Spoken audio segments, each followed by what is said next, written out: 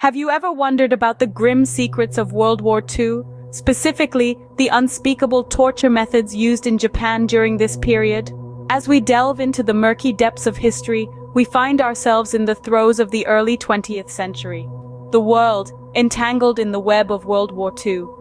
Countries across the globe, locking horns in a battle that would forever change the course of humanity.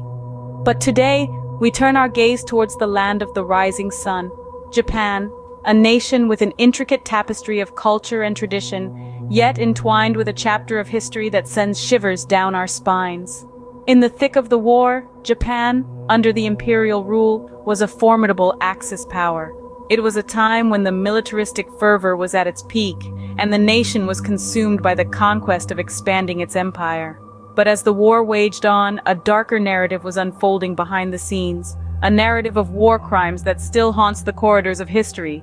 These were not mere acts of violence. They were meticulously planned, systematically executed methods of torture, carried out with chilling precision. The victims were often prisoners of war, subjected to unimaginable horrors that defy the very essence of humanity. These acts were not just a violation of international law, but a flagrant disregard for the sanctity of human life. Yet, in the face of such atrocities, the world remained largely oblivious. The cloak of war had effectively masked the gruesome reality, leaving these crimes to fester in the shadows. But as the war came to an end, the veil was gradually lifted, revealing a horrifying tableau of pain, suffering, and death. But why do we speak of these horrors? Why do we revisit a past so dark it threatens to consume our present? Because remembering is the first step towards preventing.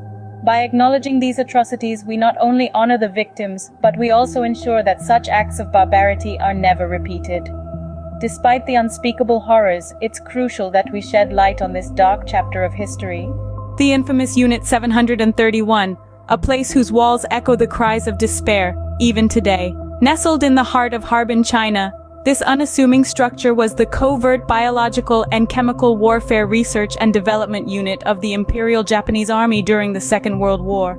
A name that sends shivers down the spine of history, Unit 731 was the site of some of the most horrifying atrocities committed in the name of science and warfare. Unit 731 was the brainchild of Shiro Ishii, a Japanese microbiologist and army medical officer. Ishii envisioned a facility where he could freely conduct experiments to develop deadly biological and chemical weapons. And with the blessing of the Imperial Japanese Army, his macabre vision came to life.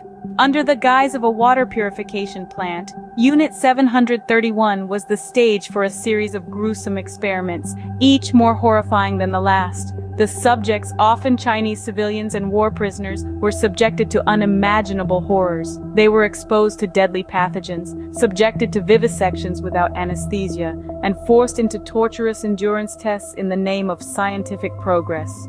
The facility had a particular focus on diseases such as bubonic plague, cholera, smallpox, and anthrax, with the aim of weaponizing these lethal diseases. The scientists at Unit 731 would infect the subjects with these diseases and then dissect them alive to study the effects of the diseases on the human body. This gruesome practice of vivisection was not only ethically abhorrent, but also a gross violation of human rights. But the torment didn't end there. The results of these experiments were used to develop biological weapons that were then tested on Chinese cities, causing untold suffering and death. Unit 731 stands as a stark reminder of the lengths humanity can go when stripped of empathy and morality. A chilling testament to the darkness that can reside within the human soul, forever etched into the annals of history. A warning, a plea, and a call to never forget the horrors that took place within those walls, so that we may never repeat them. So what were these torture techniques that evoke such dread? Let's delve into the dark abyss of some of the most brutal methods employed during this time. Water torture, a method as old as the hills, was a favored technique. The victim's mouth would be forced open, often with the use of crude and painful devices. Then, water would be poured down their throat until their stomach was distended to the point of near bursting. The torturers would sometimes even jump on the victim's bloated stomach, causing unimaginable pain and often death. Then there was vivisection, a term that may sound benign but hides a horrifying reality. This was the practice of performing surgical procedures on living subjects, usually without anesthesia. Imagine the sheer terror and agony of being cut open, your insides exposed and prodded while you're still conscious. This wasn't for the faint of heart, but it was commonplace in the torture chambers of the Second World War. And let's not forget frostbite testing. This method was as cruel as it was chilling. Prisoners would be left outside in freezing temperatures until their limbs froze solid. Then the torturers would amputate the frostbitten areas, often without anesthesia, to study the effects of the frostbite. The victims were left maimed and traumatized, their lives forever altered by the experience. There were other techniques too, each more gruesome than the last. Starvation, exposure to lethal diseases, forced labor in unbearable conditions. The list goes on. These methods were not employed by a few sadistic individuals. No, this was a systematic, institutionalized form of brutality. It was a dark, twisted science where human beings were reduced to mere test subjects, their pain and suffering serving as data points in horrific experiments. These were not isolated incidents, but a widespread, institutionalized system of torture. Behind each method there were humans, victims whose lives were forever marred by these atrocities. In the heart of this dark chapter, it's the human stories that resonate with a chilling echo. Let's delve into the profound impact these torture methods had on countless lives, based on survivor accounts and historical records. Imagine being an everyday individual, suddenly thrust into an unimaginable world of pain and terror. The experience was a living nightmare for many, stripped of their dignity and humanity. For many survivors, the physical torture was only the beginning. The mental anguish that followed was often just as cruel, if not more so. Sleepless nights haunted by vivid nightmares, days filled with fear and anxiety, an inability to trust, and a constant feeling of helplessness.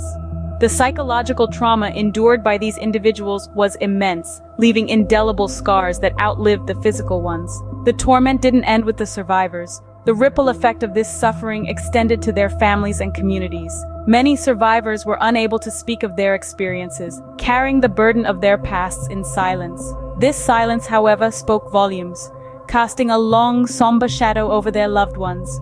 Children grew up under the weight of their parents' unspoken pain, often inheriting the trauma that they could never fully understand. Families were torn apart, relationships strained, and communities forever changed. The impact of these atrocities seeped into every aspect of their lives, shaping their identities and their futures. These personal stories serve as a stark reminder of the devastating human cost of war and cruelty. They underscore the resilience of the human spirit, but also the deep, lasting wounds inflicted by such acts of inhumanity. While the physical torture methods have long since ceased, the echoes of this dark chapter continue to reverberate through the lives of survivors and their families. We cannot change the past, but we can ensure that the stories of these individuals are heard, remembered, and serve as a potent reminder of the depths to which humanity must never sink again. The scars of these atrocities run deep, affecting generations of families. In the aftermath of the war, the world was left to grapple with the horrifying revelations of these torture methods. The veil was lifted from the gruesome reality that was once shrouded in secrecy. The aftermath was a tumultuous period, marked by shock, disbelief, and a desperate need for justice. The Tokyo War Crimes Tribunal came into play, as the international community sought to hold those responsible accountable for their actions. This tribunal was a seminal moment in international law, establishing the principle that individuals, not just states, can be held accountable for war crimes.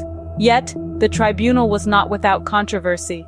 Critics argued that it was more of victor's justice, a means for the Allies to punish their defeated foes rather than a genuine pursuit of justice. Some even claimed that certain individuals, who should have been held accountable, were granted immunity in exchange for their knowledge and expertise. This led to a debate that continues to this day. The question of historical responsibility and remembrance remains a contentious issue. How should we remember these atrocities? How can we ensure that the victims are honored, their suffering acknowledged, without glorifying or sensationalizing the horrors they endured? These questions are not easy to answer, yet it is essential that we do not shy away from this dark chapter of history. It serves as a stark reminder of the depths of depravity that humans can descend into when stripped of their moral compass. It underscores the dire consequences of unchecked power, of dehumanization, of the disregard for human dignity and life. As we grapple with these painful truths, we must also seek to learn from them. We must strive to foster a culture of empathy, respect, and justice.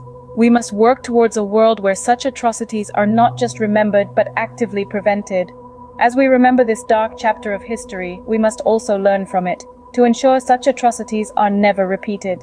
This is not just a matter of historical interest, but a moral imperative for all humanity.